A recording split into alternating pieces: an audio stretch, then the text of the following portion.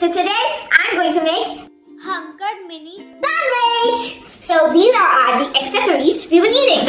We need cauli mirt, we need salt, we would need some curd, we would need a cloth, we would need some vegetables and a bread. We would need a cutting board and scissors. So first of all, we're going to turn this bread into 4 pieces so we can make the mini sandwich. I'm gonna cut it. Okay. There we go, we got the mini breads. So now, first of all, we will need to cut some vegetables. I'm going to start off with the tomato.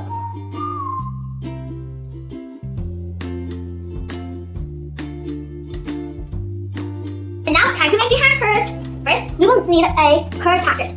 So, if I choose the Nutri-Fit curd, you can have any curd, but I chose the Nutri-Fit one. So let's open it. Okay. Now, if you don't have hand curd at home, so you can make hand curd by yourself. How to make hand curd? Take some curd, put it in a cloth.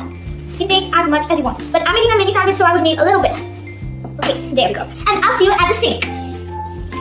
So after there, you can see the curd, and I just hold it this like this. And then what do we have to do? You have to see that from over this part. Open, then the curd will come out from that part. And then you just have to squeeze this. Here we go.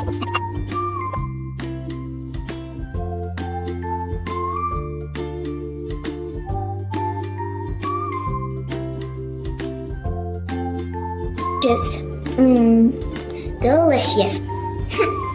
Oh, so let me tell you one thing.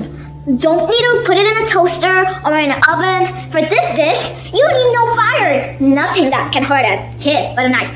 Yeah, that's just for cutting vegetables. Your parents can do that for you. Or maybe if you know how to cut vegetables, that's perfect. No need of fire. You would love this dish. Hand curd sandwich. Bye-bye.